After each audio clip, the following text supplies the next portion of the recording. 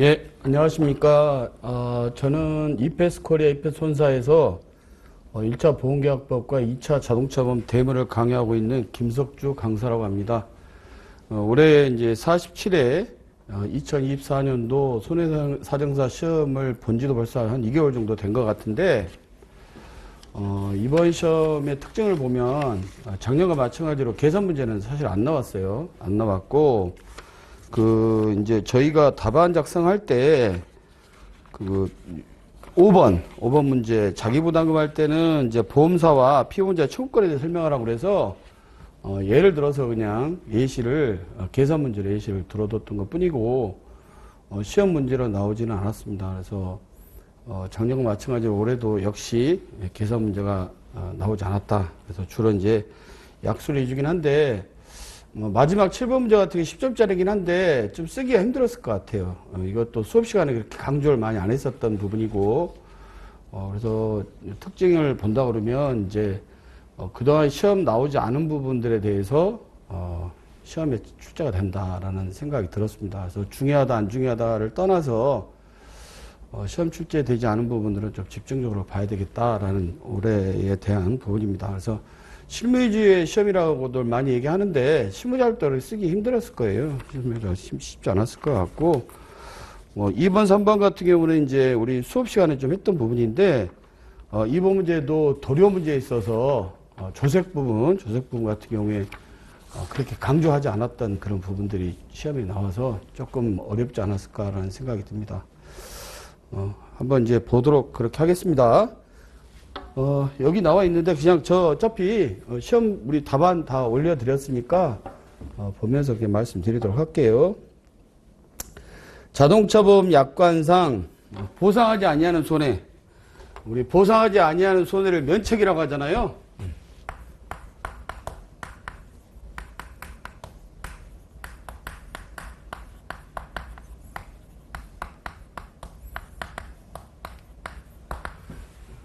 면책.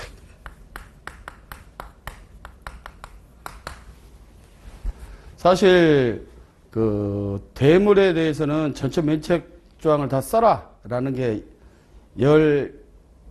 이제 개인용은 13가지, 업무용 용은 14가지, 고유면책 조항, 공통면책 조항 8가지, 고유면책 조항은 5가지, 6가지. 그리고 시험에 한번 나왔기 때문에 물론 10가지인가 8가지 쓰라고 나왔던가 뭐 그랬던 것 같은데, 차량면책 조항이 시험에 안 나와서 차량면책 조항을 작년에 미뤘는데 아무튼 안 나왔어요. 근데 안 나왔다고 해서 올해 안 나오냐? 48회 때는 나올 수 있다. 이번에 안 나온 문제들이 막 나왔잖아요. 이번에는 개별 면책 조항 중에 고유 면책 조항이 나왔어요. 고유 면책 조항. 고유. 그래서 한번 이왕 나온 김에 몇 가지 이렇게 검토해 보도록 하겠습니다. 우리 전에도 얘기했지만 약관 보면 항상 회사의 보상 책임 해가지고 먼저 나오고, 회사는 보험자는 회사 보험회사 얘기하는 거죠. 회사는 피보험자의 법률상 손해배상 책임을 짐으로써 납부제멸에 생긴 손해를 보상하여 드립니다라고 회사에 우리 약관 보면 회사의 보상 책임 먼저 나오고 그 다음에 바로 보상하지 아니하는 손해가 나옵니다. 그래서 보상하지 아니하는 손해를 두는 취지가 뭐냐? 여기 보면 면책 취지를 쓰라고 돼 있어요. 그래서 이거는 사실은 상투적인 언어죠. 상투적인 언어인데 선량한 보험계약자를 보호하고 보험산업의 건전한 발전을 도모하고 이런 것들을 쓰시면 되는데, 사실 면책 조항이 없으면 보험료가 굉장히 비쌀 거예요. 미국에 노폴트 보험이라고 있어요. 보험료 엄청 비싸요. 노폴트. 면책이 없어. 그래서 우리 이제 대물배상은 포괄 책임주의. 아까 말한 대로 보상 책임을 진다. 근데 면책 조항이 이거다. 면책 조항 안 들어가면 다 물어주겠다. 이런 뜻인데, 이제 우리 자기차량소는 열거 책임주의죠. 그래서 타물차의 충돌, 접촉, 추락, 낙뢰, 폭발, 화재 이런 것들. 그 다음에 자기차량 손해 같은 경우는 보통 약관에 타차와의 충돌 이렇게 돼 있죠. 그렇게 열거된 손해에 들어가면 해주겠다. 그럼 나머지 안 들어간 걸 보상 안 하겠다는 거죠. 그죠? 자물간의 접촉 같은 거 안 해준다. 이런 것들 그 전에 공부하신 분들 기억나실 건데, 아무튼 그렇습니다. 그래서 면책이라고 해요. 그래서 전에 이제 한번 우리 수업 때 얘기했지만, 이거와 관련된 게 면책, 부책, 무책 이렇게 있다라고 처음에 시작할 때 말씀드렸는데, 지금 면책이라는 게 그야말로 뭐 한자까지 쓸 필요는 없을 것 같은데 책임을 면한다. 책임을 면한다는 얘기니까 보험사가 면책하게 보상 안 해주겠다는 얘기고, 부책은 부담하겠다. 책임을 부담하겠다. 물어준다는 얘기죠. 무책은 없을 무자니까 책임이 없다. 이런 개념이에요. 근데 무책을 그냥 면책의 개념과 같이 동일하게 쓴다면 이런 말씀을 드렸던 것 같은데, 예를 들면 이런 거죠. 앞에 가던 차를 흠이 추돌했어. 뒷차가. 그럼 이 차가 가해차죠. 이 차가 피차죠. 특단의 사정이 없으면 얘가 100%, 얘가 0% 과실이죠. 왜냐면 눈이 앞에 달렸으니까 전방, 좌측방, 우측방 주시 의무를 해야 되죠. 도로교통법상. 근데 눈이 뒤에 안 달렸으니까 후방 주시 의무는 없죠. 달리는 차에. 후방 주시 의무는 유턴할 때나 후진할 때 있거든요. 이 사람은 뭐 눈이 뒤에 안 달렸으니까 과실이 없겠지. 특단의 사정이 없으면. 뭐 갑자기 무슨 제동하지 않을 곳에 제동했다거나 이러지 않으면. 그러면 이 사람은, 이 뒤에 있는 사람은 이 사람이 만약에 우리 피보험자다. 우리 보험에 가입한 사람이라고 그러면 피보험자나 가해자로서 피해자한테 손해배상 책임을 지죠. 이거 법률상 배상 책임이라고 하죠. 근데 우리 회사에 보험을 가입을 했어. 그 다음 면책조항에 들어가지 않아. 아까 보상책임에 들어갔는데 보상책임을 짐으로써 입은 손해를 보상한다고 했는데 보상하지 아니하면서 면책조항에 내용이 없어. 그럼 이건 물어주는 거지. 이거 뭐 부책이라고. 피보험자가 법률상 배상책임이 있고 보험회사가 보상책임을 지는 것. 보험회사는 보상책임, 피보험자는 배상책임, 지 잘못이 있으니까. 보험회사는 잘못이 없으니까 보상책임. 그런데 똑같은 사고인데 이게 보니까 특약 위반이야. 보통 약관보다 특별 약관이 개별 약정 우선의 원칙에 따라서 우선하죠. 보니까 이 가특 보험 들어있는데 내 친구가 운전한 거야. 이 사람은 배상 책임 있죠. 하지만 보험회사는 책임이 없어요. 이게 면책이야. 무책은 거꾸로 이 과실, 이 여기는 과실이 없잖아. 이게 과실 100%잖아. 얘가 얘한테 손해배상 청구를 하는 거야. 물어달라고. 이게 우리 피보험자야. 반대로. 만약에 앞에 간 사람. 이런 경우는 어떻게 될까? 이 사람 물어달래. 그러면 이 사람의 법률상 책임이 있어요? 0%잖아, 과실이. 배상 책임이 없잖아. 없으니까 당연히 보험사 안 물어주겠지. 이걸 무책이라고 하는데 그냥 같이 묻어서 그냥 면책이라고 합니다. 보통.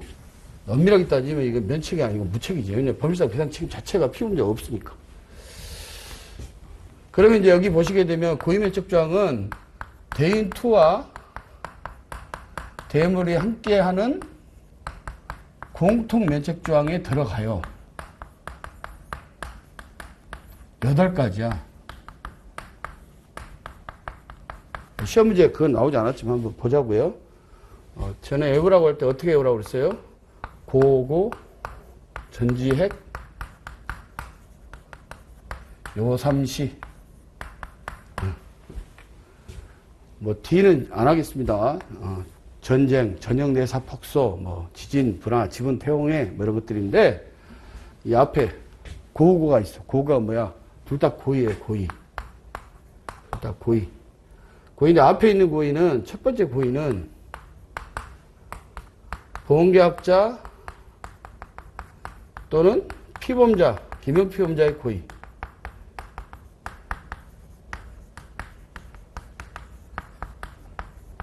두 번째 고의는 이 이외의자의 고의지.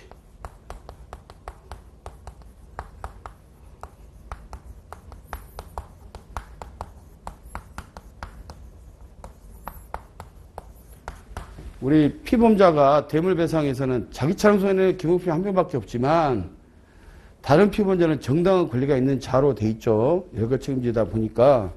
하지만 대물은 피보험자가 5개잖아. 기친, 승사원, 친족, 김용 빼고 친족, 승낙, 사용, 운전피보험자. 그러니까 김용처 외에 나머지 4명의 피보험자가 고의사고 이렇게 2개로 나뉘어 있어요. 그래서 여기서 보면 개별 적용한다, 개별 적용하지 않는다 게 있는데 개별 적용하지 않는 거는 요거 보험계약자 김용필이와의 고의. 이건 뭐 누구한테 개별 적용할 수가 없잖아. 개별 적용이라는 것은 모든 피부문자한테 다 면책되면 면책하고 그 중에 하나라도 부착하는 게 개별 적용인데 여기는 뭐 피부문자 하나밖에 없으니까 개별 적용 못하지. 이건 개별 적용 하겠지. 그래서 요거하고 그 다음에 유상운송하고 그 다음에 시험운송 이 세 가지는 개별 적용하지 않아요. 그러면 이제 곧 뭐 우리가 본수업 때 얘기하기로 하고 고의. 고의는 크게 뭐가 있어? 확정적 고의와 미필적 고의가 있죠.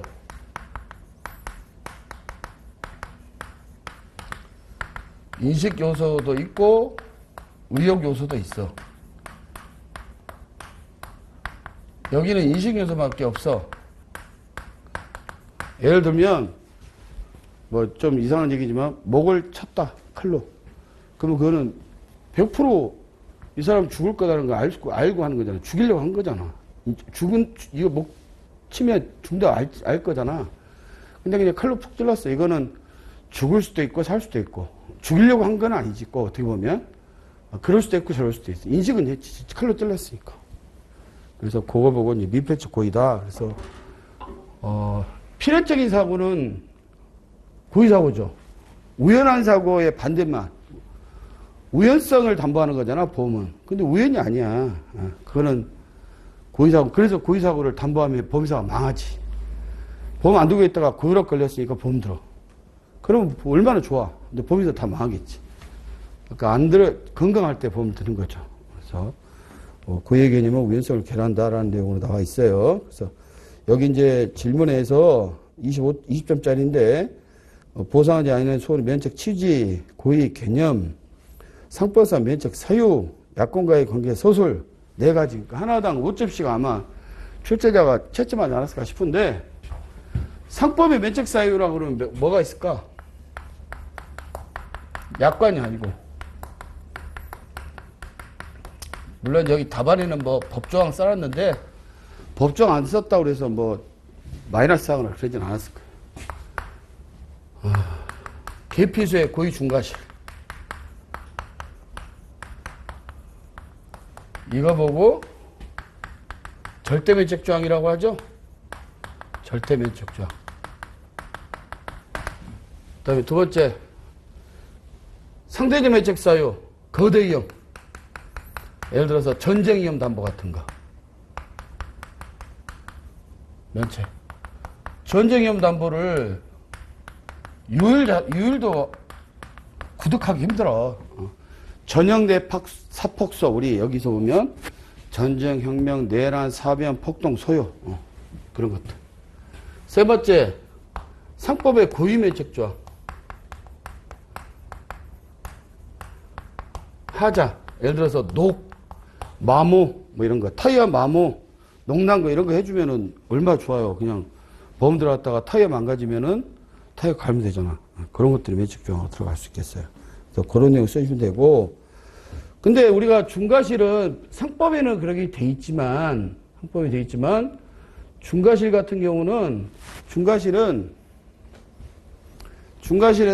우리 재물보험, 우리 차기차용손의 재물보험은 약관의 그 상법에 따라서 그대로 재물보험은 고의 중과실 다 면책이지만, 자기차량 음주운전하면 자기차량 면책이잖아요.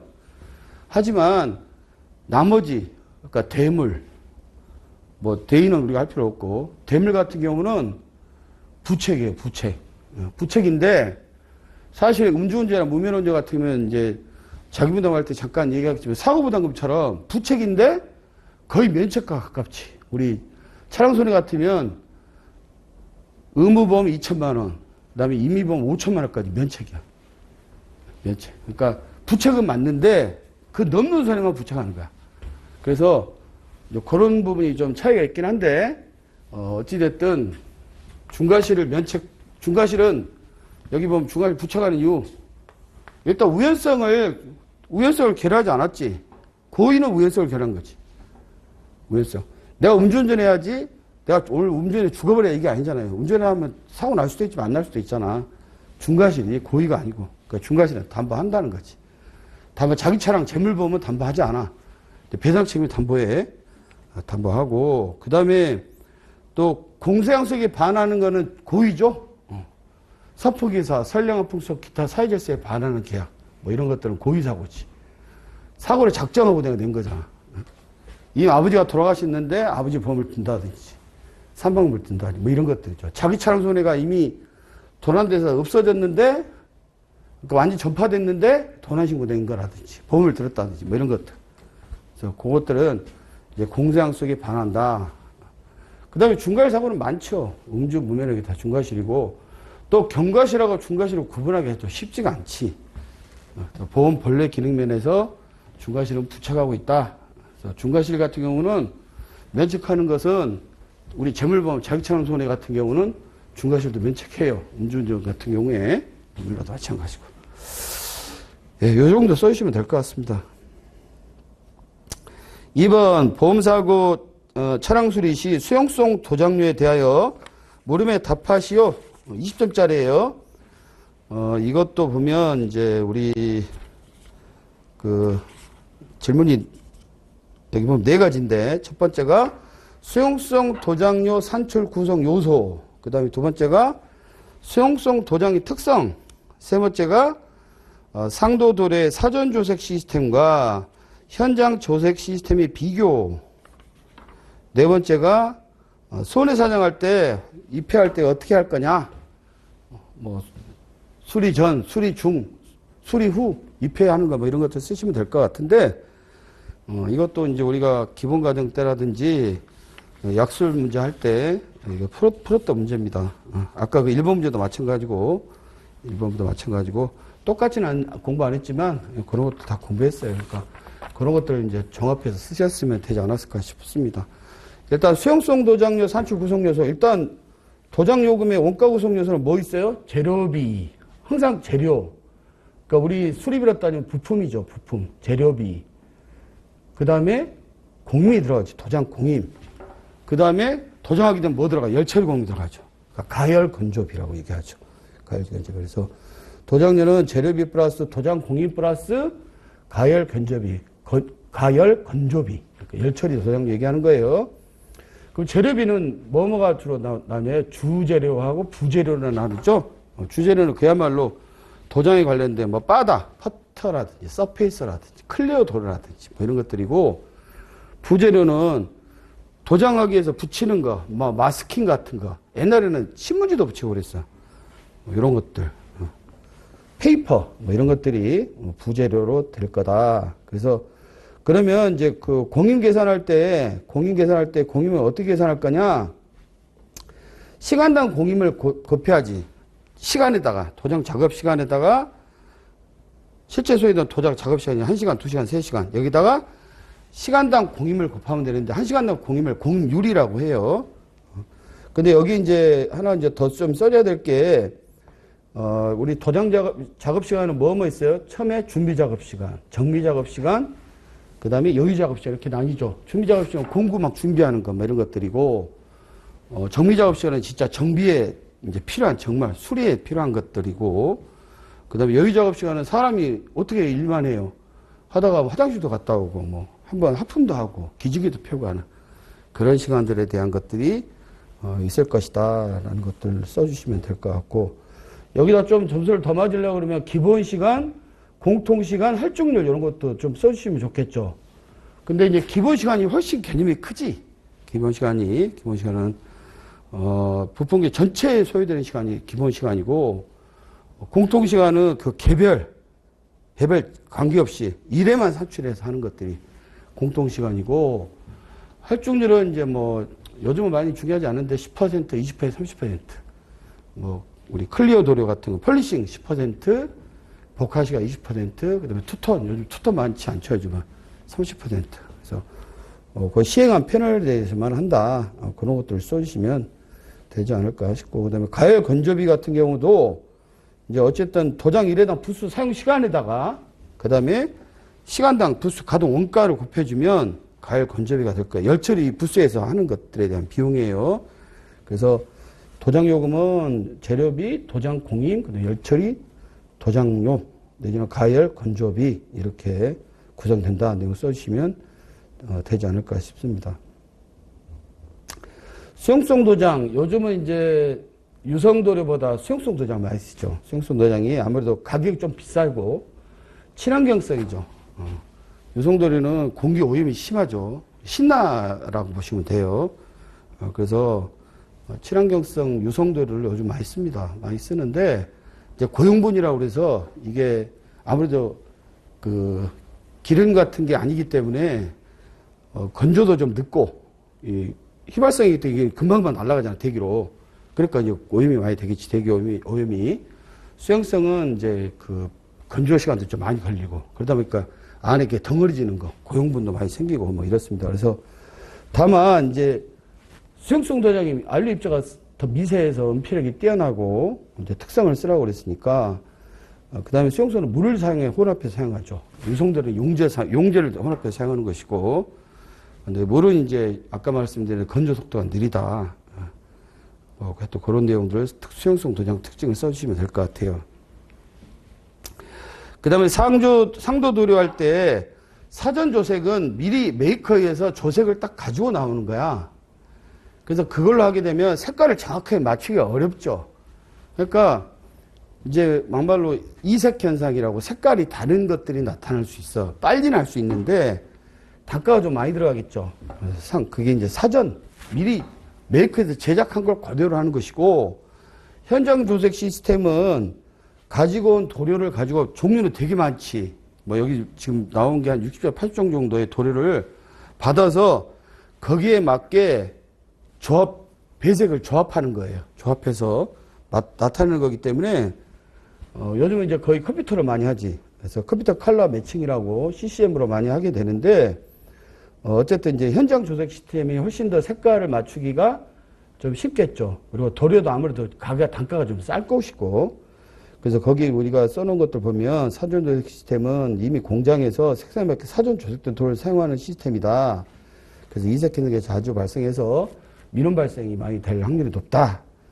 현장 조색 시스템은 원색을 도료업체로 받아서 조색 작업 통해서 조색 작업, 요즘 컴퓨터로 많이 해요. 조색 작업을 통해서 적합한 색상을 직접 조제해서 만드는 것이고, 그래서 여기 필요성 보게 되면 구매액의 비용이라든지 이런 것들이 무시할 수 없다. 또 재고도 남을 거 아니에요. 미리 사전 조색 시스템을 가져온 것들은. 근데 현장도 있으면 색을 그때그때 조합해서 쓰는 거니까 재고 부담도 좀 덜 할 것이고, 그래서 장점과 이제 뭐 단점까지는 아니고 장점만 써주신다 그러면 장점이 많아. 사전 조색 시스템은 현장 조색 시스템이 직접 쓰기 때문에 조합해서 쓰는 거니까 색깔을 맞추니까 색깔에 대한 것도 있고 단가도 그렇고 뭐 재고 부담도 없고 뭐 이런 것들 써주시면 돼요. 그래서 여기서는 재고 위험이 없다. 원가 적용은 가능하다. 그다음에 최소 인원을 할 수 있다. 뭐 도보가 창출한다. 신속한 대처도 가능하다. 그다음에 이색 현상이 아무래도 좀 덜 할 거니까 완전히 없진 않겠지. 그래서 보카시 도장 같은 게 필요하니까 품질 만족이 된다. 뭐 이런 것들. 그 다음에 이제 수용성 도장료는 아까 말한 단가가 비싸기 때문에 수용성 도장 안 쓰고 수용성 도장 썼다고 할 수도 있잖아요. 그래서 반드시 이제 손해 사용할 때 현장 입회할 때 수리 전이라든지 수리 중이라든지 수리 후에 필요한데, 문제는 이제 요즘은 이제 유성 도장 써놓고 수용성 도장 썼다고 그런 거는 거짓말을 칠 수가 없고 주로 이제 사고로 인해서 사고 난 게 아닌데 편성 수리한 거. 옛날에 망가진 거. 이것 좀 더 칠해줘. 이런 것들에 대한 게 줄 수 있으니까 이제 수리 전, 수리 중, 수리 후 입회를 통해서 여기 왜 여기까지 해요? 여기는 파손 부위가 아닌데 왜 오른쪽에 망가지고 왜 왼쪽 걸려요? 뭐 이렇게 할 수 있게 편성 수리에 대한 것들을 조사할 필요가 있고, 도장 코드 같은 경우는 이제 그 차대 번호에 보면 있어요. 그래서 그 앞창 밑에하고 유리 쪽, 뒤쪽, 아래쪽, 하단부 쪽에 있거나, 그 다음 운전석에 있는 뭔가 필라 밑에 있습니다. 그래서 이제 주로 유리 쪽에 보시면 그게 나와 있어요. 그래서 차대 번호 통해서 도장 코드를 확인할 수 있어요. 근데 그거는 이제 우리가 확인하는 게 아니라 그 공장 수리처에서 다 확인하겠지. 그러니까 우리가 할 수 있는 것들은 필수 조사상 이게 이제 사실 중요한 부분이다. 이렇게 써주시면 될 것 같습니다. 네, 이렇게 하면 5점, 5점, 5점에서 20점짜리 문제로 충분하지 않을까라는 생각이 들고, 3번 보험사고 차량의 수리비 견적서 작성을 위한 사전조사 사항과 도움 견적서에 기재할 내용을 구성 요소별로 서술하시오. 15점입니다. 15점.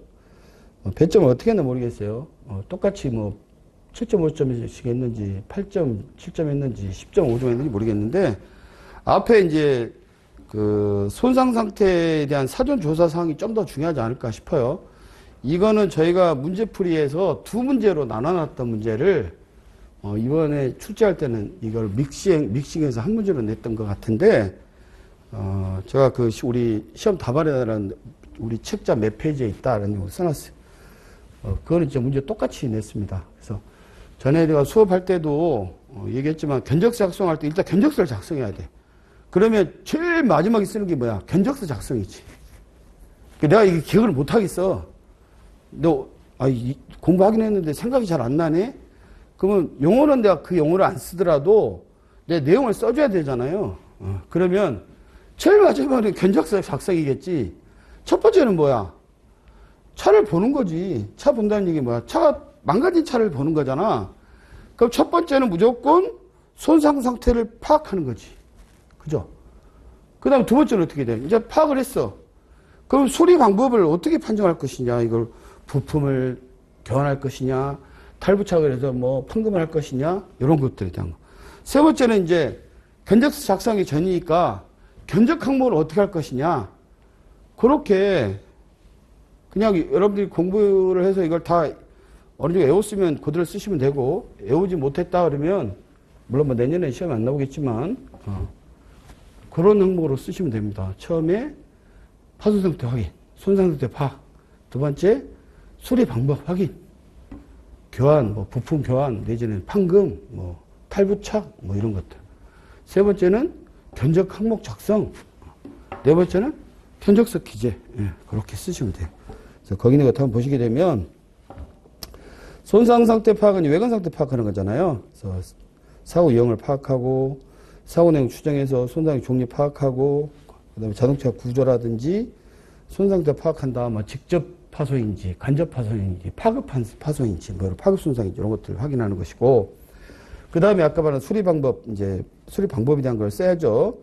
그래서 손상 상태 뭐 판적 6교소에 대한 거 부품 조립이라든지 재질이라든지 부품 가격이라든지 이런 것들 그다음에 부품 교환 여부 판단 탈부착 여부 판단 이런 것들 하고 그 다음에가 이제 견적 작성이 바로 전에 견적 항목을 작성하는 거죠.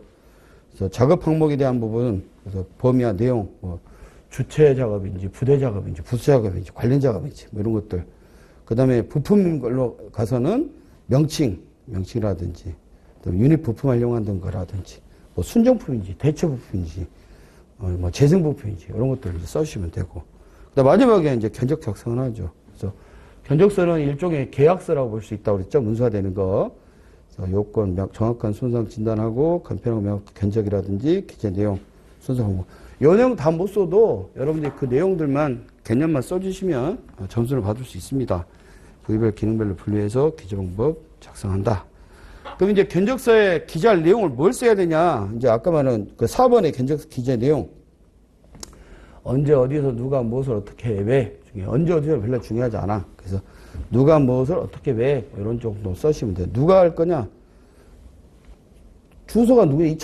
이 사람 소비자 이름이 누구고 주소가 뭐고 생명이 뭔지 이제 전화번호가 어떻게 되는지 그 다음에 어떤 차냐? 그랜저냐? 뭐 차 번호가 몇 번이냐? 연식은 어떻게 되냐? 뭐 이런 것들 그런 것들 써주시면 되고 그 다음에 어떻게 수리 어떻게 할 거냐? 작업 항목 교환할 거냐, 뭐 팔부착할 거냐, 그 다음에 왜 하냐 이게 왜는 어느 정도의 비용이 들어가느냐, 부품 때 공인비, 견적서 기재 내용이니까 비용이 얼마 되는지, 그 다음에 부대 비용이 뭐 견인비가 들어가는지 안 나는.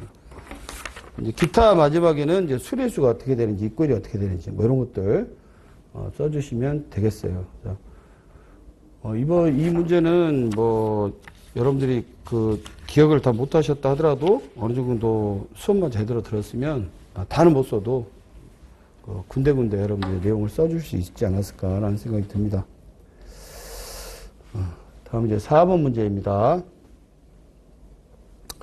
대물배상에서 보상하지 않은 손해. 보상이 또 보상에서 나왔네. 피보험자가 소유, 사용, 관리하는 재물에 생긴 손해에 대한 약관 규정과 취지, 적용 요령을 설명하고 사고조사 요령을 쓰시오. 이게 몇 점이 15점이죠? 아, 이걸 계속 이렇게 해놨네. 네. 아까 이게 2번, 3번 견적서 작성 아까 사전조사항 했고, 네 번째 피보험자가 소유사용 관련한 재물에 생긴 손해에 대한 여기서는 이제 공통면적조항에 대해서 아까 나왔던 것이고, 여기는 뭐가 나와요? 고유면적조항에 대해서 나온 거죠. 고유면적조항. 그냥 대물 고유면적조항. 고유면적조항은 우리 개인용은 5가지. 그 다음에 업무용, 영업용은 한 가지 더 플러스 있어서 여기는 6가지.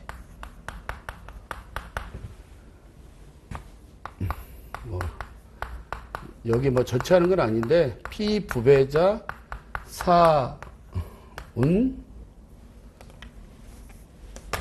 사운 미휴 분 소지 뭐 이렇게 이제 할 수 있는데 여기서 지금 할 수 있는 것들은 소유상 관리하는 것들 요걸로 보시면 돼요. 피보험자 본인 피부배자. 네.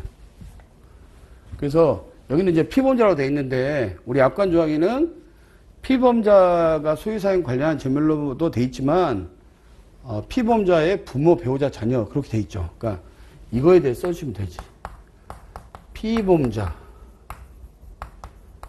김영피보험자 본인 그 다음에 부모 그 다음에 배우자 그 다음에 자녀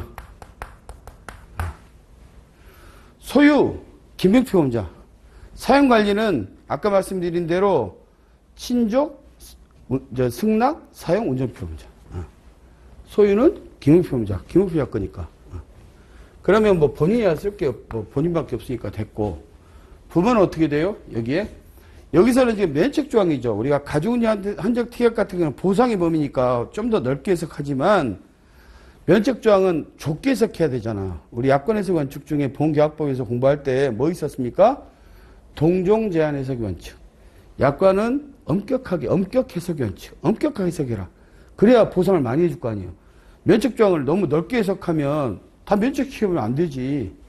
면책 범위는 좀 줄여서 해석해라. 이런 건데 그러면 부모도 어떻게 해야 돼요? 친부모 당연히 부모죠. 양부모도 부모죠. 양자. 그러면 계부모는 부모 아니에요. 그럼 여기는 어떻게 대물 배상해 줘야지. 또 시부모 이것도 시부모도 부모 아니야. 면책조항이 안 들어가. 그 다음에 장인장모 당연히 안 들어가겠지. 여기는 대물 배상 해줘야 돼. 근데 친부모나 양부모는 양부모의 물건을 망가졌다. 내가 같이 놀러 갔다. 우리 식구들이. 근데 차가 뭐 카니발같이 큰 차가 없어서 승용차 2 들어갔대요. 뭐 8명이 다 가다 보니까 그냥 아버지 차다 앞차가 내 뒷차고 아버지 차를 박아버렸다. 그러면 대물 면책조항에 피보험자 부모, 친부모의 차기 때문에 면책해요. 그럼 어떻게 해? 이제 뒤에 나오지만 자기 차량 손해로 보상해야 돼. 서로. 내 차는 당연히 내 차에 자기 차량 손해야 되고 아버지 차는 아버지 차에 자기 차량 손해로 뒤에 배상해야 돼. 그럼 아버지 차 보험회사가 같은 보험회사가 아니다 쳐요. 물어준다 우리한테 구상해. 우리가 잘못했으니까 구상 못해요. 한 주머니니까. 배우자는 법률은 배우자 또 사실은 배우자 여기까지 배우자야.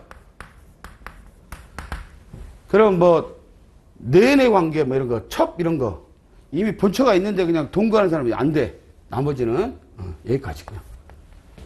자녀는 여기 그냥 쓰면 되겠죠. 친자녀, 양자녀. 근데 여기 하나, 부모와 달리 하나 있는 게 있어. 뭐냐면, 사실혼 배우자가 된다며. 그러면 내가 이혼했는데, 우리 본처랑 이혼했어. 근데 여자랑 살아. 근데 그 여자는 아직 혼인신고를 못했어. 뭐 재산 문제 때문에. 근데 그 여자하고 나하고 둘이 난 애가 있어. 사실은 친자녀지, 나로 와서는. 사실혼 배우자의 자녀, 이렇게 좀 구분한다면, 엄밀하게 따지면 내 애죠. 친자녀죠. 나한테. 예. 본처랑 난 게 아니야. 법률혼 배우자의 나는 얘가 아니라는 것 뿐이지. 나머지, 여기까지는 면책해야 되겠지. 하지만, 계자녀는, 이거는 면책 못해. 아까 면책 못해. 대물리상을 해줘야 돼. 또, 사위도 마찬가지 면책 못해. 며느리 못해. 그럼 계부모와 계자녀는 뭐예요? 계부모. 혼인으로 맺어진 관계가 아니야. 응? 그냥 동거하는 관계야. 아버지는 내 아버지인데, 어머니가 돌아가셨어. 아버지가 여자랑 살아.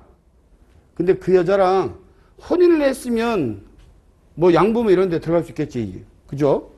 근데 여기는 혼인으로 맺어진 관계가 아니야. 그냥 사는 관계야. 계부모. 여기도 마찬가지. 내가 여자랑 결혼했는데, 여자랑 결혼했는데, 여자가 됐건 전 남편의 아이, 뭐 이런 것들이죠. 어떻게 보면, 계자녀. 네, 그 정도 하시면 될 것 같고, 한번 그 약관 규정 한번 보겠습니다. 여기. 약관 규정과 취지 그대로 써주시면 되죠. 그죠? 약관 규정. 그 다음에 취지, 그 다음에 적용 요령, 사고조사 요령, 이렇게 쓰라고 했으니까 그대로 씁니다. 약관 규정, 들으면서 피보험자, 그 부배자가 소유, 김익 피보험자, 사용관리, 친승, 친족, 승낙, 사용, 운전표. 관리하는 재물에 생긴 손해에 대한 보상하지 않은 손해를 규정하고 있고, 약관 취지는 뭐야? 왜 이렇게 한 주머니로냐? 한 주머니로. 같은 가족이니까. 그 다음에 이걸 혼돈이라고 해요. 혼돈. 그 다음에 이거 물어주게 된다고 그러면 어떻게 돼요? 짜고 치는 고스톱 할 수 있겠죠. 실제는 손해가 100원밖에 안 돼. 확대해서 할 수 있겠지. 자기들끼리 아는 사람이니까. 그러면 뭐야? 모랄 해저드가 많겠죠? 그 두 가지 때문에 피해를 가정할 수 있다. 적용 요령. 소유자가 동일한 차량 사고는 다음과 같이 보상 처리한다. 대우배상 보험 지금 못한다고 그랬죠. 아까 얘기했던 대로. 내 차는 자기 차량 손해. 내 앞에 있는 아버지 차는 아버지 차에 자기 차량 손해 D하고 구상권 행사 안 한다고 그랬고. 그 다음에 동일 렌터카 업체 소유 차량 간 사고를 얘기한다고 그러면 렌터카 회사는 동일한데 가해 차량 운전자가 렌터카 업체 피용자야. 피용자로서 렌터카 업체 종사 중이야. 그러니까 여기서는 이 첫 번째 경우는 차는 렌터카 회사 차가 아니야. 내 차야. 내 차인데 내가 렌터카 회사 일을 해. 렌터카 직원인 말이지. 그러다가 렌터카 회사 차를 박아버렸어. 그때는 사용자 업무에 종사 중인 차는 그때 면책한다고 얘기했죠. 사운할 때 피부배자 다음 사용자의 재물에 생긴 손해는 보상하지 않아. 그래서 내가 배당받고 나가다가 회사 문을 박아버렸다. 그러면 그건 면책이야. 근데 만약에 내가 토요일날 일요일날 회사에다가 차 주차장 쓰려고 넣었다가 나가다가 회사 차 문을 만겼으면은 그것도 회사가 사용자가 아니잖아. 나오고 내가 회사 뭐 하다가 사고를 한 게 아니니까 그거랑 똑같은 개념 보시면 돼요. 그래서 이때는 피해 차량을 파손시효 사건은 이건 보상하지 않아요. 그 다음에 두 번째, 두 차량을 동일인이 임차했어요. 렌트카 차를. 근데 가해 차량 운전자가 임차인의 피용자야. 피용자로서 임차인 업무에 종사 중인 것도 마찬가지. 이것도 사용자 업무에 종사 중인 거기 때문에 안 된다. 그 다음에 동일인이 임차했는데 임차인이 가해차 운전에 임차 차량, 피해 차량을 렌트카지 사고 난 경우 이때도 마찬가지다. 그래서 어쨌든 동일 피보험자는 안 된다. 경찰서 차량을 운전했다면 국가는 김역 피보험자지만 운전한 경찰은 승낙 피보험자잖아. 같은 경찰 차량을 사고 났다. 안 되는 거야. 무슨 말 아시겠죠? 그래서 여기서는 이제 사고조사령은 결국은 그 피해차와 가해차 내지는 가해차의 소유자 운전자의 관계를 조사해야 되겠지. 그래서 피해물에 대한 소유상 관리에 대한 거, 그 다음에 그 피보험자 운전의 관계, 그 다음에 김효필 임차인의 지위, 감독 여부, 그 다음에 업무 중 사고인지 뭐 이런 것들 조사하시면 될 것 같아요. 다음 이제 5번 문제 보도록 하겠습니다. 자기 차량 손해의 자기부담금 제도 설명하고, 과실 경합사고에서 자기 차량 손해 선처리 시 피보험자의 자기부담금 부담과 피보험자 보험자의 청구를 설명하시오. 그래서 그냥 이거를 말로 설명할 수도 있지만 예시로 이렇게 들어줬어요. 그러면 여러분 자기부담금하고 비슷한 게 뭐 있습니까?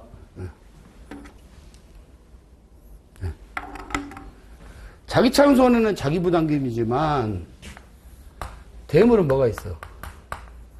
대물은 사고부담금이 있죠? 달라요, 전혀. 이거는 자기 차량 손해야. 이게 자기 차량 손해. 사고부담은 뭐야? 무음마 사고, 무면허, 음주, 마약, 약물, 도주.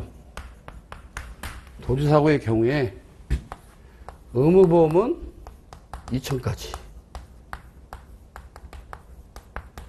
임의보험은 5천만 원까지, 10,000만 원까지는 면책한다는 얘기예요. 여기까지는. 여기까지 면책이고, 그럼 이거 넘는 손해는, 초과 손해는 보상해. 근데 여기에 하나 선처리 규정이 있어요, 이거는.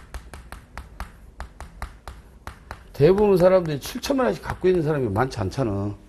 그러면 보험회사가 먼저 물어준 다음에 7천만 원을 피보험자한테 구상할 수 있어요. 요거하고 자기부담금 제도하고는 전혀 다르지. 응? 자기부담금은 옛날에는 정액제라고 대부분 5만 원 있어, 5만 원. 자기부담금. 자기 차량 손해에서는 자차라고도 하죠. 자기부담금.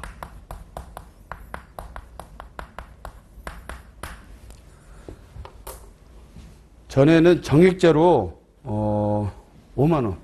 그래서 요즘 이제 뭐 코로나도 있었지만 자동차 보험 제도 개선이 많이 됐어. 자기 차량 손해 같은 경우는 우리 차량 순서는 이런 자기부담금 같은 경우가 전에는 무조건 5만 원이야. 그러다 보니까 별로 부담이 안 돼. 그래서 이제 뭘 갖고 뭐라 해주다가 많냐면 주로 전체 도색하는 거. 차가 여기저기 오래됐어. 막 여기저기 차가 막 기스나서 차가 흔차야.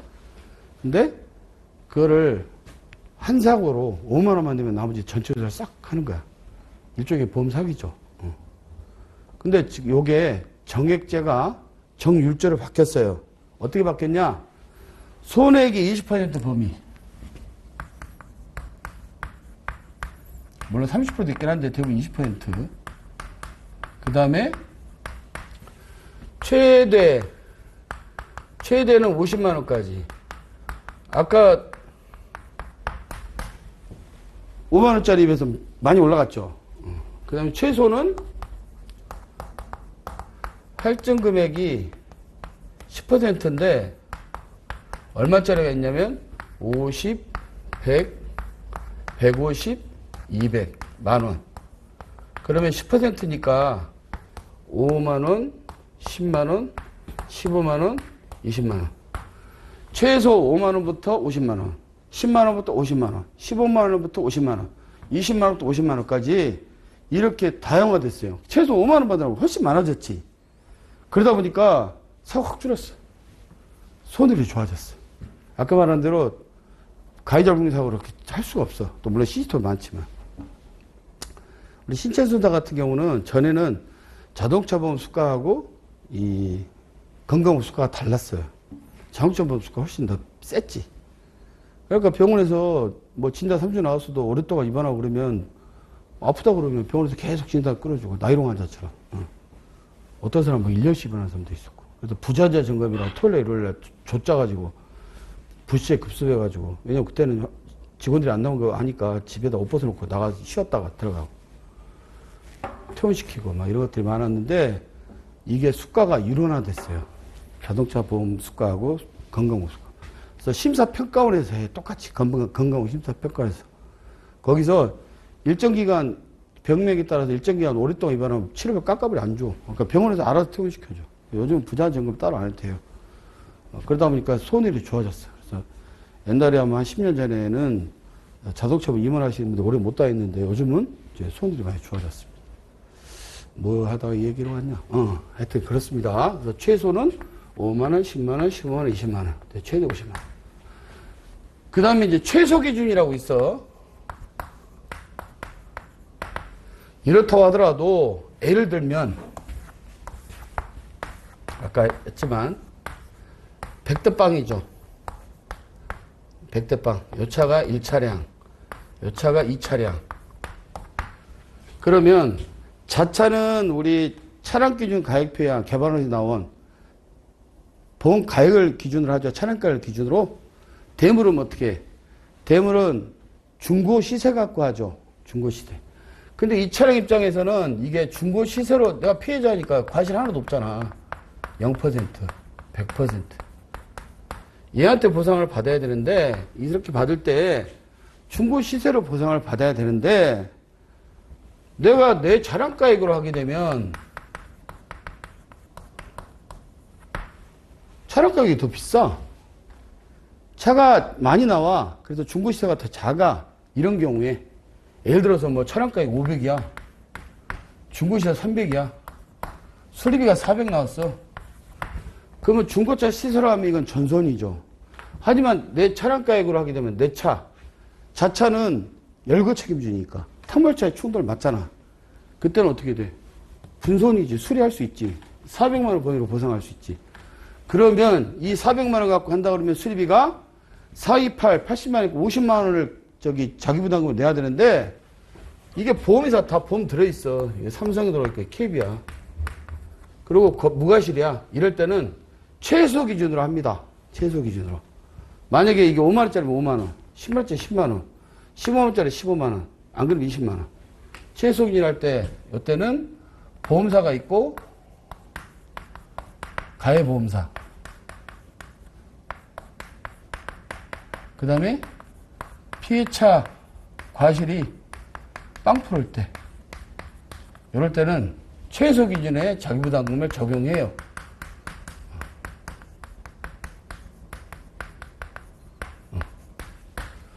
이 정도를 써주시면 되지 않을까 싶습니다. 그래서 이것도 약수문제 풀이집 230페이지 있다 써놨는데 자기부담금 제도는 보험사가 발생한 경우에 일정액을 피보험자로 하여 책임지도록 하는 제도를 말한다. 무음마, 약물, 도주사고에 따른 사고부담과 다른 개념이다. 그러면 이거는 자기 선처리 규정이 있을까요? 선처리 규정이 없어요. 이거를 먼저 선처리해주면 비처변제야. 그래서 까고 나가게 해야 돼. 그래서 이제 그런 것들에 대한 거를 밑에 써놨어요. 그 운영 이후 소선에 대한 면책조항을 적용해야 이제 모랄 해저도 방지될 수 있고 그만큼 보험료와 할증도 좀 적어지고 이런 것들에 대한 겁니다. 그리고 또 조그만 소손해까지도 다 보험회사에서 처리하려면 너무 지금도 인건비 많이 들어가죠. 그러니까 보험 처리하지 않아야 될 것들은 직접 자비 처리해라 이런 것들입니다. 아까 말한 대로 자차 무과실 사고로서 피구상처가 있잖아. 여기 삼성화재 여기 그런 경우에는 최소 자기부담금을 공제한다. 그럼 아까 얘기했던 대로 여기 질문에 뭐라고 돼 있어? 자격증은 선처리 시 피보험자 자기부담금과 피보험자 보험료 청구권을 써라. 그래서 여기서는 사실은 이제 1번, 2번은 따로 안 적용하지 않고 3번만 적용해도 되는데 일단 거기다가 어차피 우리가 공부하는 입장이니까 다 써놨어요. 이거 원래 했던 부분입니다. 과실변동 없을 때는 어떻게 해? 과실변동이 없어. 그럼 그냥 과실변동 없는 대로 그냥 하면 되죠. 그래서 이건 따로 안 쓸게요, 여러분. 거기 책에 있으니까. 차량 손해가 90만 원인데 자차가 70%야. 그 다음에 자기부담금이 10만 원하고 50만 원이야. 그러면 과실도 딱 70% 세팅이 됐어. 그럼 그대로 하면 되죠. 97에 63, 70%만 물어주면 되고 63만 원에 20% 하게 되면 얼마? 12만 6천 원이죠. 12만 6천 원이 10만 원하고 50만 원 사이에 있으니까 10만 6천 원 빼면 되죠. 그대로 하면 돼, 이거는. 그래도 두 번째는 어떻게 돼? 과실이 아직 협의가 안 됐어. 과실이 서로 그 당사자나 아니면 상대방 보험사랑 이게 잘 안 됐어. 아직 확정이 안 됐어. 그럼 얼마야? 70%냐 80% 갖고 서로 막 다툼이 있어. 이럴 때는 그 다툼 있는 대로 하게 되면은 나중에 받기가 불편하잖아. 그때는 물론 우리 피보험자한테 양해를 구해야 되겠지. 지금 우리는 70% 주장하고 있고 상대방 보험사를 80% 주장하고 있는데 어떻게 될지 모르니 일단은 무과실로 된 자기부담을 내놓고 나가세요. 그럼 차 수리돼서 나올 때 과실 확정되면 그 확정된 금액을 갖고 나머지 차액분은 돌려드리겠습니다. 이렇게 안내를 한 다음에 80만 원인데 이제 70% 80% 왔다 갔다 했는데 80% 변동됐어요. 여기서는 최소 5만 원, 최대 50만 원일 때 출고될 때는 80만 원이었으니까 80만 원 출고된 미확정까지 70%인데 그럼 이때는 아까 얘기했던 대로 8, 2, 16에다가 70%에서 계산을 11만 2천 원인가? 그렇게 계산해야 되는데 그렇게 하지 말고 무과실로 다 받아라. 16만 원 다 받고 그 다음에 이제 확정이 돼서 80% 확정이 됐어. 그러면 16만 원에 80% 하게 되면 6, 8에 48, 12만 8천 원. 12만 8천 원이니까 3만 2천 원을 더 받은 거잖아요. 3만 2천 원은 피보험자한테 환급해주면 되겠지. 그리고 공업사는 3만 2천 원을 더 받았으니까 80만 원에 60%, 88, 64만 원에서 3만 2천 원 빼 60만 8천 원 공업사에 주면 되겠지. 예. 그렇게 해야지 그거를 우리가 먼저 뭐 돈을 받아서 주거나 이럴 수는 없어요. 그 다음에 세 번째, 이게 이제 사실 우리 질문에 있어서의 뭐 그런 부분일 수 있는데, 차량가액과 중고차에서 차이가 있는 경우에는 무과실권 선처의 경우 500만 원, 이거 300만 원, 400만 원이다. 최소 10만 원, 그다음 최대 50만 원이다. 그래서 자차 무과실 사고고, 요런 거지, 요런 거. 아까 얼마라고 했지? 최대 10만 원, 최소 10. 여기 써놨으니까 하면 최대 50이다. 그러면 원래는 대물로 보상받으면 300만 원을 하게 되면 이건 전손이죠. 수리가 400 나왔으니까. 근데 자기 차량 차량가 500만 원이니까 400이면 분손이잖아요. 그럼 아까 어떻게 한다고? 무과실에다가 가해자가 있어. 담보력 있는 보험사가 있어. 그러면 여기서 최소만 뺀 다음에 그럼 390만 원 보상하는 거죠. 보험사가. 이 사람은 390만 원 보상이죠. 그러면 구상은 어떻게 돼? 구상의 범위는 이게 지금 이 상대방이 줄 수 있는 시세는 300만 원이잖아. 300만 원이 수리를 했을 경우하고 수리를 안 했을 경우 다르죠. 수리 안 했을 경우는 그냥 수리비니까 390만 원 물어주고 300만 원 구상할 수 있죠. 90만 원 보험사가 그냥 떼야 되는 거지. 하지만 수리했을 경우는 어떻게 돼? 수리에 120% 받을 수 있죠. 360만 원 되겠지. 그죠? 요렇게 처리한다. 요 내용을 말로 써주면 되는데 어쨌든 그 밑에다가 써놨으니까 그렇게 하시면 되겠어요. 6번 문제 보겠습니다.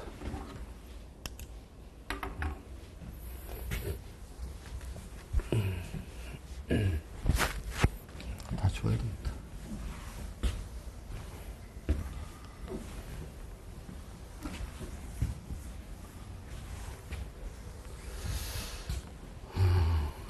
육번 문제는 쉬웠을 수도 있고 어려울 수도 있고 그래서 올해는 이거 수업할 때 작년도까지는 우리가 그 가감선 요소까지 같이 넣어서 했는데 그냥 전체적인 과실별 기본 과실비율만 서로 보고 넘어가는 거를 한번 하려고 합니다. 네.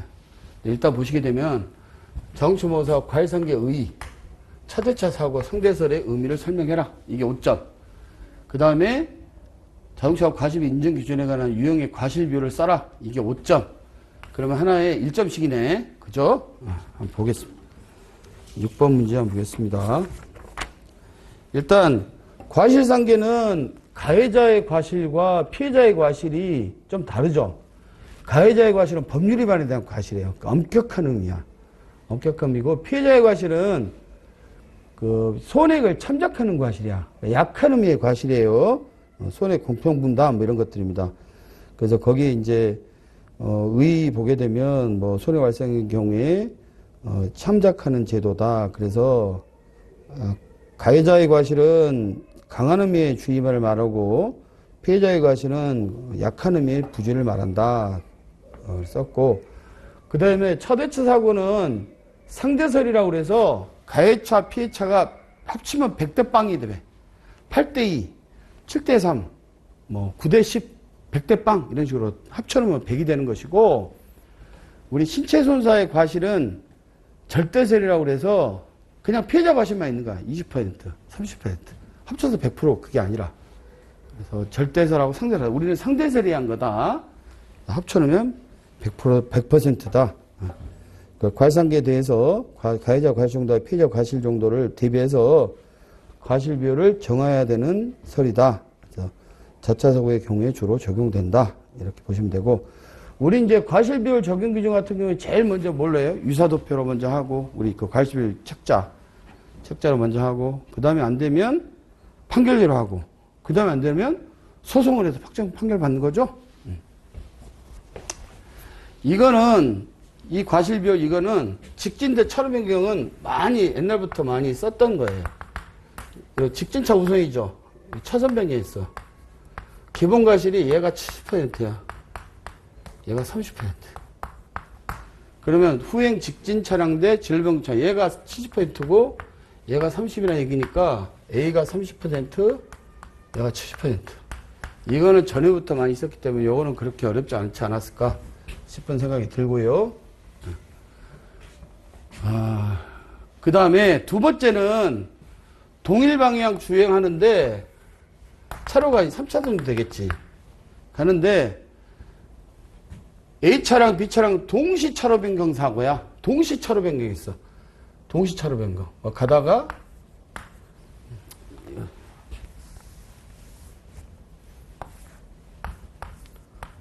둘 다 차선 변경해서 박아버렸어. 둘 다. 요때. 이건 뭐 그냥 5대5라고 봐야지.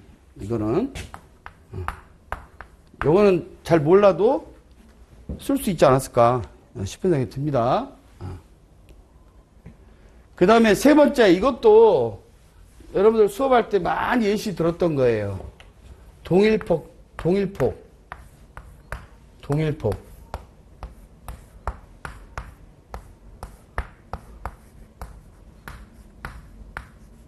이렇게 사고 나서 신체 손상 같으면 사람이 다쳤으니까 요것만 그리면 되는데, 우리 차량 손상 같으면 여기에 서 있는 차를 박아버렸다. 둘이 사고 나면서. 이렇게 어떻게 할 거냐? 일단 대소로 사고면 무조건 대로차 우선. 두 번째, 동일폭 같으면 선진입차 우선. 그 다음에 동일폭인데 선진입도 아니야. 둘이 동시 진입했어. 요런 거야, 요런 거. 실험된 뇌차에서 우측 직진 차량, 이게 A 차량이죠. 그 다음에 좌측 직진 차량, B 차량이죠.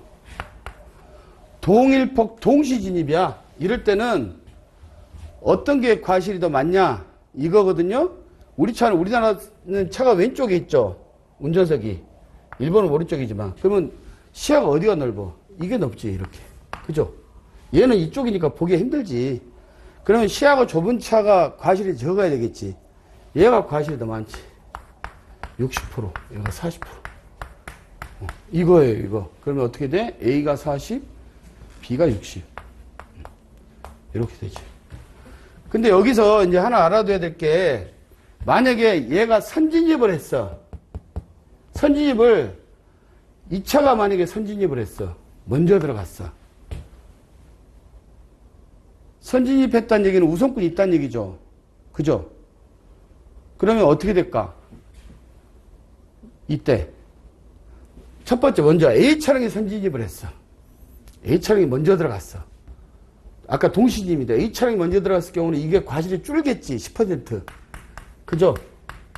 이거는 지금 후진입했으니까 과실이 많겠지. 7대3이 되는 거예요. 그런데 만약에 반대로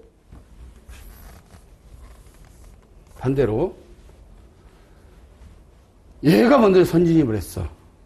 그럼 얘가 과실이 줄어들어야 되잖아. 얼마 줄어들어?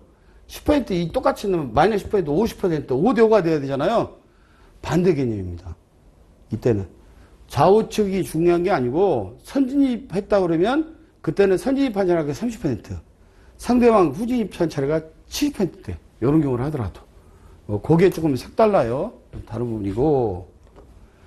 그 다음에 네 번째가 중앙선 없는 도로에서 직진 대 맞은편 직진. 예를 들면 이런 거 얘기하는 거예요. 여기 뭐 중앙선이 없지. 중앙선이 없어. 근데 여기 막 차들이 막 세워져 있어. 이렇게 막. 이렇게 막. 여기.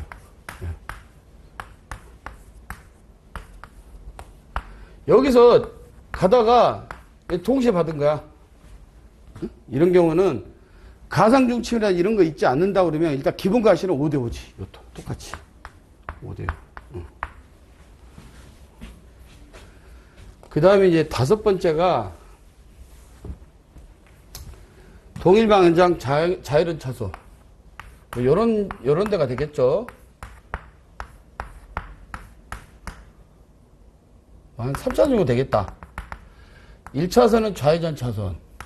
2차선은 직진 차선인데 1차선, 2차선에 차가 있다가 동면 좌회전 초로에서 아마 좌회전 직진 신호였을 것 같아요. 그러면 이 차는 좌회전하고 이 차는 직진하면 문제 없잖아. 그죠? 근데 얘는 좌회전을 내버리고 얘는 직진했어. 둘 다 위반한 거지. 그러면 누가 잘못이 더 많을까?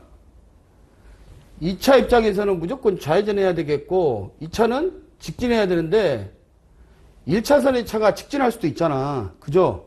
2차선은 무조건 직진한다고 봐야지. 그래서 2차가 더 과실이 많아요. 2차. 그럼 어떻게 돼? 직진차가 A차지? A차. 그 다음에 직진차로에서 좌회전한 차량, 직진차로에서 좌회전, 요 B차량. 4대6이지, 4대6. 네. 그래서 요런, 한번 봅시다. 첫 번째가 아까 말한 3대7, 아까 얘기했고, 5대5, 4대6, 동일부 동시집, 5대5, 4대6. 맞죠? 네. 이렇게 되어 있습니다. 그래서 요거는 한번, 이제 요렇게는 시험이 안 나오겠지만, 이런 좀 비슷한 것들 중에서 유형을 하나, 훈련을 좀 하도록 그렇게 하겠습니다. 네. 요거는 안 나오겠지, 이제. 마지막, 이제 7번 문제입니다. 이거는 진짜 어떻게 보면 이제 쉽지 않았을 것 같긴 한데, 10점짜리라, 이제 우리 차량 순사는 좀 뭐라 그럴까, 박학다식 해야 된다. 박학다식. 사람 빼고 나머지는 다 대물이에요. 대물. 사람 빼고. 그래서 이제 크게 건축물이 하나 있고, 그 다음에 가재 및 직기 비품이 하나 있고, 상품이 있어. 건축물은 가재는 이제 개인이 소용하는 것이고, 개인. 직기 비품이 이제 영업용. 상품도 상품이 있고 제품이 있어요. 제품이 있는데 여기서 보시게 되면 이제 감가에 대한 게 좀 달라. 건축물은 20% 기준이야. 20% 감가. 20% 이하면 20% 한도로 해. 20%까지 보상하고. 가재 및 직기품은 이제 좀 달라요. 그 가게에 대한 그 가재는 개인에 대한 25% 감가율이, 영업용 직기품 20에서 40%야. 상품은 그냥 감가한다고 보시면 돼요. 상품은 뭐 그냥 물건으로 나오는 거니까. 그래서 그런 것들 써주면 될 것 같은데, 이제 전손이냐 뭐 이런 것들 써주면 됩니다. 건물 일단 첫 번째까지 전손이죠. 멸실돼서 수리가 불가능하고 할 때 사고치의 상당액과 등록하는데 비용 들어가는 거, 그걸 한도로 보상한다. 수리 못하는 경우. 그 다음에 이제 가액평가할 때는 어떻게 하느냐. 가액평가할 때는 동일한 구조, 우리 차처럼, 동일한 구조, 용도, 즐기면 수리로 개축하는 소요되는 수리비 관련된 비용에서 감가액 빼야 된다. 그 내용 써주시면 되고. 근데 감가 적용 아까 말한 대로 20% 기준이다. 그래서 20% 이하면 감가 적용 안 하고 20% 기준으로 하기 때문에 초과되면 20% 적게 되면 20% 한도로 보상, 손해액을 평가할 수 있다. 뭐 이런 내용 써주시면 될 것 같고요. 이제 가재는 이제 개인에 대한 겁니다. 가정생활, 개인의 가정생활 용품. 그다음 직기비품은 영업용 직기비품, 점포나 사무소에 쓰는 거. 그래서 여기서 이제 분손, 존손, 수리가 가능한 경우는 수리비용. 초과하게 되면 그 사기적 가액 보상하고, 그 다음에 여기서는 막 직전 가액 평가할 때, 우리 그 대물 같으면 중고차 매매 하는 것처럼 구입 금액, 구입 일자 갖고 하고, 백화점 같으면 뭐 매매 사례 조사나 물가 조사표나 백화점 가격표로 한다. 그래서 아까 말한 대로 가지의 경우 25% 감가하고 직기비품은 20에서 40% 정도 일괄 감가 적용한다. 그 다음에 상품 같은 경우는 이제 제품이 있고, 제품 만들어 놓은 상품은 이제 물건 판매하려고 하는 거잖아요. 그래서, 그 이제 두 가지로 나눌 수 있는데, 일단 여기서도 분손 존설에 대한 거, 수리할 수 있으면 수리비용, 그 다음에 수리할 수 없는 경우는 사고지정 가액을 보상하고, 그 다음에 이제 가격이 하락될 때는 우리 경락가액처럼 가격 하락에 대한 것도 보상할 수 있다. 그 다음에 우리 서와 골동품 이거는 대물에 면책조항이 들어가 있잖아요. 그래서 그거는 상품이라 하더라도 보상하지 않는다라는 내용 써주면 될 것 같고, 그 다음에 이제 직장 가격 평가할 때는 뭐 송장이라든지 뭐 이런 것들 매입 전표 같은 거 확인할 수 있고, 그 다음에 이제 상품에 대한 것들이 그 매입 원가에다가 운임 재비용 같은 거를 플러스해서 이제 계산하게 되고, 거기 이윤 같은 거는 포함시키지 않고, 제품 같은 경우도 원재료 가격에다가 뭐 가공비, 노무비 같은 걸 플러스해서 계산해야 된다. 이런 내용들을 써주시면 되지 않을까 싶습니다. 이거는 다 쓸 수는 없어요, 여러분. 여러분 다 외워서 이걸 쓰기는 아마 거의 어렵지 않을까 싶고, 지금 말한 대로 그런 개념들만 따로 정리해서 써줬으면 되지 않았을까 싶습니다. 예.